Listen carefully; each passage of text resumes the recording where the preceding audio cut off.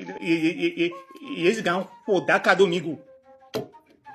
Et des nato champagne, nous le couteau, nous le rogbon.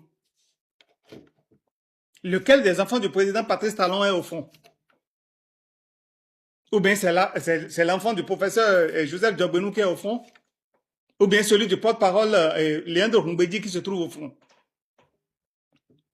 Quand ce n'est pas le cas, comment pouvons-nous espérer que ces gens-là compatissent à notre douleur? Beaucoup de ces jeunes ne rejoignent pas l'armée parce qu'ils aiment la guerre. Ce n'est pas par amour pour le maniement des armes qu'ils entrent dans l'armée.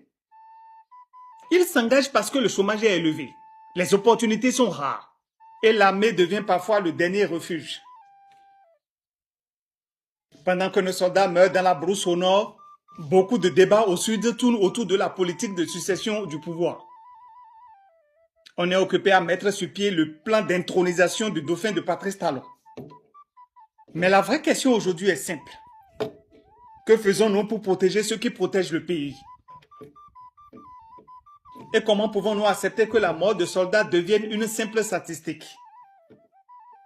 Ou bien faudrait-il attendre que nos soldats se démobilisent, qu'ils se découragent et déposent les armes pour que ces individus armés non identifiés viennent faire leur sale besogne en plein cœur de Cotonou, pour que nous puissions nous réveiller?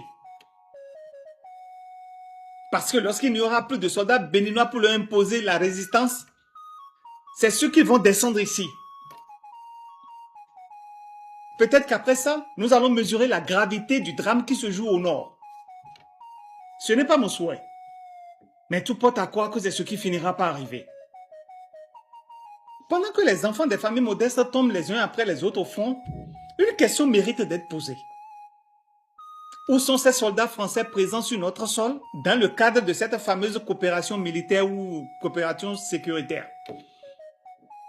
Puis il y a quelques jours, d'après les informations que nous avons reçues, ils se sont installés dans le camp militaire de Tanguieta.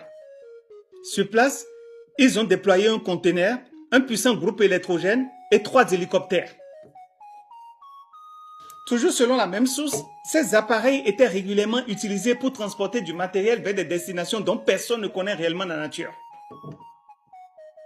Mais ce qui interpelle davantage, c'est qu'à peine 3 jours avant l'attaque du 4 février, ils auraient quitté le camp, entièrement équipés, habillés comme s'ils allaient en mission.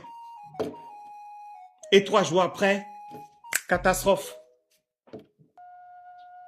Alors la question se pose. Lorsqu'on nous a dit ici qu'on ne peut pas mettre un scorpion dans la bouche et espérer vivre en paix, n'y a-t-il pas là matière à réflexion?